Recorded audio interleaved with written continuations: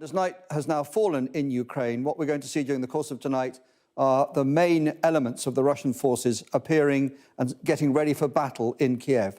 And what we've seen so far are light forces with some missiles and aircraft in support. And what's arriving this evening are the tanks, the heavy artillery and the infantry in their armoured vehicles.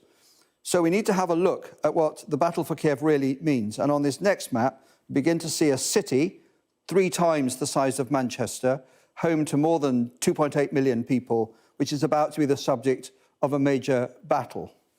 The Russians will hope very much that they can get their tanks to the presidential palace probably during the course of tomorrow. And the dilemma for the attackers is that if they do this, they are going to have to face stiff Ukrainian military opposition. And the more opposition they face, the more they're going to have to destroy this city and kill civilians in order to make their way into the centre. The dilemma for the defenders is the reverse, in that if they try and hold the Russians on the outskirts, they'll become a much easier target for Russian artillery and air attack and are likely to be destroyed quickly and in a more devastating way. If they allow the Russians to penetrate into the city, they'll have to give ground, they'll feel they're surrendering their city, but they will weaken the Russian ability to use their artillery, tanks and air power, and they'll increase the chances for defeating the Russians piecemeal with 1,000 attacks at any one time from a highly mobilized citizenry. This city is like any modern European city. It has wonderful buildings, high-density population areas, thoroughfares, narrow streets. There is no way you can conduct a battle for Ukraine and seize the capital, Kyiv, without major destruction. And that's the dilemma that we're all facing tonight. But there's more than that. If we go back to a map, we need to understand that the Russians are now at the end of lines of communication back to their sources of supply in Belarus and Russia that are between 150 and 200 miles long.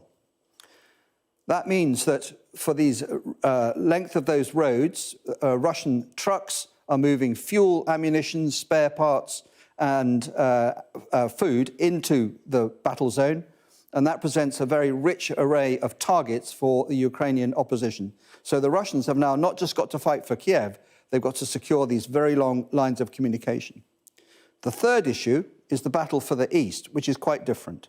And on this next map, you can see that what we're beginning to understand is President Putin's ambition to carve out territory that would connect Russia through Ukraine to the Black Sea. And maybe he is considering annexing that. Now, the challenge is he probably felt that many of the people in this area were Russian-speaking and would welcome a Russian intervention.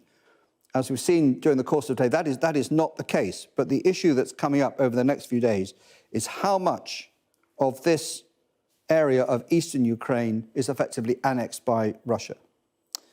And the fourth thing we need to look at is one of the consequences of the fighting is the flow of refugees.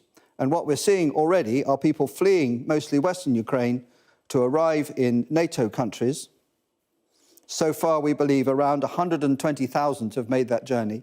And the UN is suggesting that maybe 4 million Ukrainians will want to move. So we may, particularly if that fight for Kyiv becomes as stiff as I've described it could be, we may see millions of Ukrainians leaving Ukraine for NATO, where they'll be grateful for the sanctuary and deeply disappointed at the lack of military support that they've received so far.